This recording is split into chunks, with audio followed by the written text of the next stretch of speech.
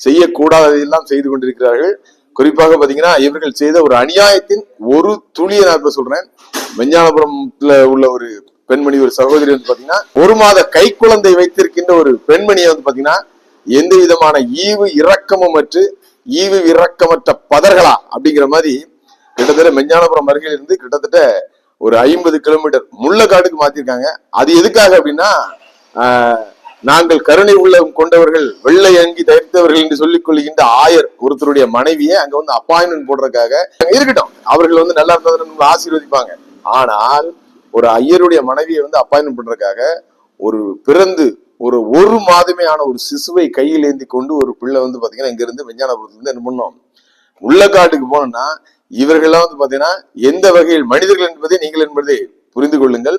ஒரு நல்ல ஒரு பாடல் கூட இருக்கு இல்லையா, மாறாது ஐயா மாறாது, மனமும் குணமும் மாறாது, குரங்கு கையில் கொடுத்த பூமாலையாக, படிக்க தெரியாதவன் கையில் கிடைத்த பாமாலையாக இன்னைக்கு வந்து பாத்தீங்கன்னா தூத்துக்குடி ஆசிரியர் திருமண்டலம் வந்து பாத்தீங்கன்னா சிக்கி சின்னாபின்னமாகி கொண்டிருக்கிறது.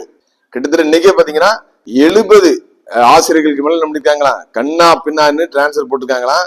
நான் ஏற்கனவே சொன்னது போல பாத்தீங்கன்னா ஆசிரியத்துல ஒரு நல்ல ஒரு மனிதரை, குவாலிஃபைடான ஒரு மனிதரை வந்து பாத்தீங்கன்னா ஆசிரியர் பள்ளியில வந்து பாத்தீங்கன்னா உடற்கல்வி இயக்குனராக பணி நியமனம் செய்வதை விட்டு நாம் ஏற்கனவே சொன்னது போல பாத்தீங்கன்னா மூக்கு பேர்ல இருந்து ஒரு சின்ன ஒரு பள்ளிக்கூடம், அவருடைய திறமைக்கு வந்து பாத்தீங்கன்னா சற்றும் ஈடு கொடுக்க முடியாத ஆனந்தபுரம் பள்ளிக்கூடத்துல என்ன பண்ணிருக்காங்க, தூக்கி அடித்திருக்கிறார்கள். நீங்கள்